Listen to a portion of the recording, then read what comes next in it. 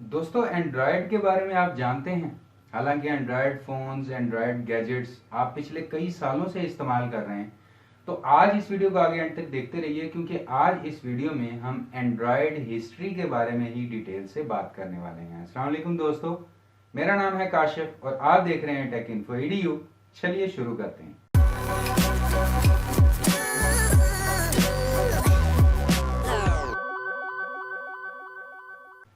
दोस्तों क्या आप जानते हैं कि एप्पल का iOS ऑपरेटिंग सिस्टम पूरी दुनिया में 15 to 20% गैजेट में यूज होता है और Android operating system 80 to 85% gadgets में यूज हो रहा है, जिसमें हमारे स्मार्टफोन्स, टैबलेट्स, एंड्रॉयड टीवी और ऐसे बहुत सारे गैजेट्स शामिल हैं। तो बात करते हैं एंड्रॉयड हिस्ट्री की।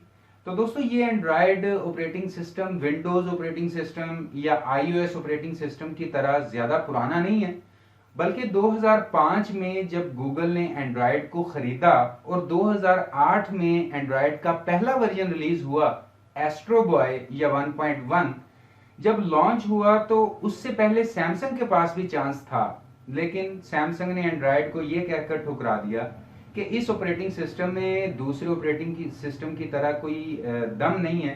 लेकिन कौन जानता था कि हाल ही में लॉन्च होने वाली एक छोटी सी कंपनी आने वाले वक्त में पूरी दुनिया पर राज करने वाली है। तो दोस्तों बात करते हैं एंड्रॉयड हिस्ट्री की। तो 2008 के बाद 2009 में एंड्रॉयड का एक नया वर्जन रिलीज किया गया। हालांकि ये वर्जन पब्लिकली रिलीज नहीं हुए, लेकिन यूएस में इसे रिलीज किया गया, जिसका नाम एंड्रॉयड 1.2 या बेंडर था। उसके बाद 2009 में ही एंड्रॉयड ने एक और वर्जन रिलीज कर दिया, जिसका नाम स्वीट्स के नाम पर कप केक रखा गया, जिसमें बहुत सारे इंप्रूवमेंट्स देखने को मिले, जैसे कि लार्ज स्क्रीन का सपोर्ट मिला, यूट्यूब पर वीडियो अपलोडिंग फीचर मिला, लैंडस्केप और पोर्ट्रेट का फीचर मिला, जो अपनी जो वीडियो देखते हुए फोन की स्क्रीन चेंज हो जाती है, वो फीचर मिला, और साथ ही साथ थर्ड पार्टी कीबोर्ड का भी सपोर्ट मिला। उसके बाद 2009 में ही एक और वर्जन रिलीज किया गया, जिसका नाम डोनट रखा गया, जिसमें और ज्यादा फीचर्स ऐड किए गए, जैसे कि इस वर्जन में हमें यूजर एक्सपीरियंस काफी अच्छा मिला, नेविगेशन फीचर मिला, text to speech feature add किया गया, और साथ ही साथ गूगल सर्च बार की भी ऑप्शन मिली, जिसमें हम कोई भी चीज को आसानी से सर्च कर सकते थे। उसके बाद 2009 में ही सिर्फ एक माह बाद ही एंड्रॉयड का एक और वर्जन रिलीज किया गया, जिसका नाम इक्लेयर था। अब इसमें लाइव वॉलपेपर सपोर्ट मिली और साथ ही साथ नेविगेशन को भी बहुत ज्यादा इंप्रूव किया गया।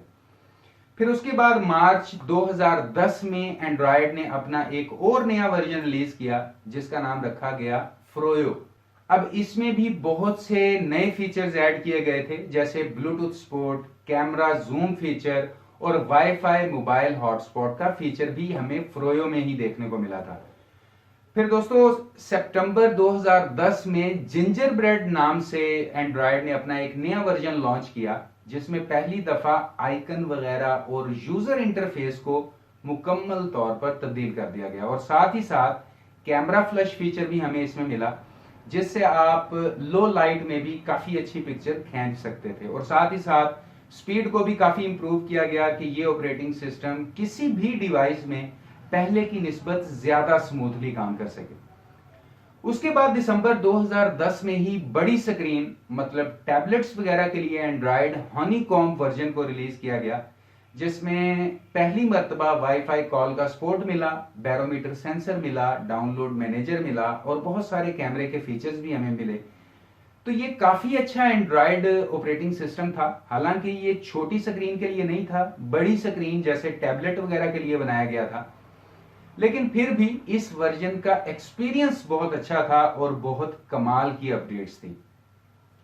फिर उसके बाद गूगल ने अक्टूबर 2011 में छोटी स्क्रीन और बड़ी स्क्रीन के लिए जिंजर ब्रेड और हनीकॉम्ब को मिलाकर एक नया वर्जन लॉन्च किया, जिसका नाम रखा गया आइसक्रीम सैंडविच। अब इस वर्जन में प्रीवियस दोनों वर्जन को कंबाइन करके कुछ नए फीचर्स ऐड किए गए थे, जैसे कि फेस अनलॉक फीचर। जी हां दोस्तों, फेस अनलॉक फीचर सबसे पहले आइसक्रीम सैंडविच वर्जन में ही हमें देखने को मिला था। जो तब तक की एक बहुत बड़ी अपडेट थी।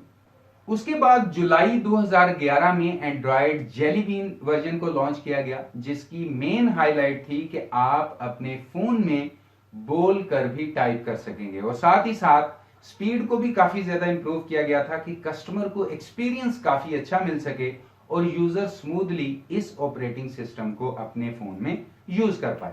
उसके बाद अक्टूबर 2013 में जिस वर्जन को लॉन्च किया गया वो बहुत ज्यादा पॉपुलर भी हुआ और उसका नाम रखा गया किट कैट।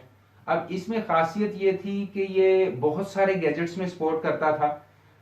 बेशक उस डिवाइस में चाहे 512 MB रैम ही क्यों ना हो, लेकिन ये वर्जन ऐसी डिवाइसेस में बहुत ही अच्छे तरीके से काम कर रहा था क्योंकि स्पीड को इंप्रूव किया गया था, बहुत से नए फीचर्स इस वर्जन में ऐड किए गए थे, जिसकी वजह से किट कैट को काफी मकबूलियत भी मिली। फिर गूगल ने लॉलीपॉप वर्जन नवंबर 2014 में लॉन्च किया, जो कि बहुत बड़ी अपडेट थी गूगल की तरफ से, और 2014 और 15 में इस वर्जन ने एंड्रॉयड डिवाइसेस पर राज किया क्योंकि इस वर्जन में गूगल ऑपरेटिंग सिस्टम का टोटल डिजाइन तब्दील कर दिया गया था, आइकन वगैरह चेंज कर दिए गए थे, और इस वर्जन में हमें किट कैट के बाद गूगल असिस्टेंट बहुत ज्यादा इंप्रूव मिला था। जैसे कि किट कैट में हम बटन प्रेस करके जो भी बोलते थे उससे रिलेटेड हमें सर्च रिजल्ट मिलता था, लेकिन लॉलीपॉप में हम गूगल असिस्टेंट से बिना किसी बटन को प्रेस किए भी सर्च रिजल्ट ले सकते थे। अब दोस्तों 2015 एक ऐसा वक्त था कि एंड्रॉयड ऑपरेटिंग सिस्टम सिर्फ मोबाइल, टैबलेट, स्मार्ट वॉचेस तक ही महदूद नहीं रहा था, बल्कि 2015 तक स्मार्ट टीवी भी लॉन्च कर दिए गए थे जिनमें लॉलीपॉप वर्जन था, और आप अपनी वॉइस कमांड के जरिए अपने टीवी को बहुत ही इजीली कंट्रोल कर सकते थे। अब इस वक्त में हमें Android smart watches, smartphone, smart TV, smart tablets, यहां तक कि कारों में भी हमें एंड्रॉयड ऑपरेटिंग सिस्टम देखने को मिला। तो ये गूगल की एक बहुत बड़ी अचीवमेंट साबित हुई। लेकिन गूगल यहां पर ही नहीं रुका, बल्कि गूगल ने अक्टूबर 2015 में एंड्रॉयड का एक नया वर्जन लॉन्च कर दिया जिसका नाम रखा गया एंड्रॉयड मार्शमैलो। अब इस वर्जन में बहुत बड़ी एक अपडेट ये थी कि ये बैटरी खपत बहुत कम करता था, और साथ ही साथ डिजाइन को भी थोड़ा बेहतर बनाया गया था, और बायोमेट्रिक फिंगरप्रिंट को भी इसी वर्जन में इंट्रोड्यूस करवाया गया था। जी हाँ दोस्तों, जो आज हम फिंगरप्रिंट सेंसर यूज कर रहे हैं वो सबसे पहले मार्शमैलो में ही आया था, और USB Type-C पोर्ट की सपोर्ट भी हमें इसी वर्जन में देखने को मिली थी। फिर उसके बाद अगस्त 2016 में गूगल की तरफ से नोगट ऑपरेटिंग सिस्टम को रिलीज किया गया, और साथ ही गूगल I/O कॉन्फ्रेंस में गूगल ने बता दिया कि अब हर साल एक नया वर्जन रिलीज किया जाएगा। अब नोगट ऑपरेटिंग सिस्टम के बाद फोन स्क्रीन भी बड़े आने लग गए क्योंकि एंड्रॉयड को बहुत अच्छे तरीके से ऑप्टिमाइज कर लिया गया था, इंप्रूव कर लिया गया था, और एप्पल के iOS ऑपरेटिंग सिस्टम को भी टक्कर देने लगा था।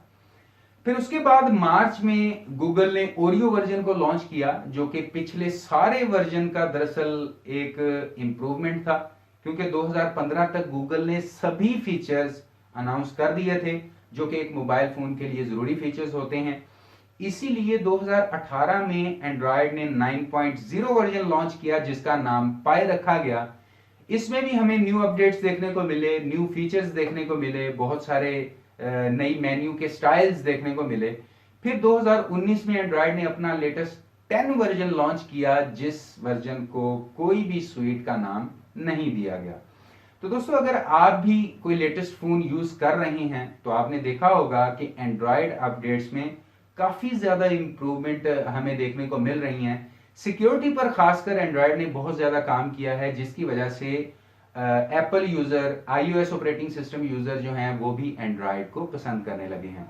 तो बस दोस्तों, मुझे उम्मीद है कि आपको एंड्रॉयड हिस्ट्री की ये वीडियो काफी पसंद आई होगी। वीडियो पसंद आई हो तो लाइक जरूर कर दीजिए, अपने दोस्तों के साथ शेयर भी कर दीजिए, और अगर आप अपने इस चैनल पर नए आ गए हैं तो चैनल को सब्सक्राइब करना बिल्कुल भी मत भूलिएगा, और बेल आइकन को भी प्रेस कर दीजिए ताकि जब भी कोई नई वीडियो अपलोड हो तो आपको सबसे पहले नोटिफिकेशन मिल जाए। तो अभी के लिए इस वीडियो में इतना ही। नेक्स्ट किसी वीडियो में नए टॉपिक के साथ मुलाकात होगी। तब तक के लिए अपना ख्याल रखिए। अल्लाह हाफिज।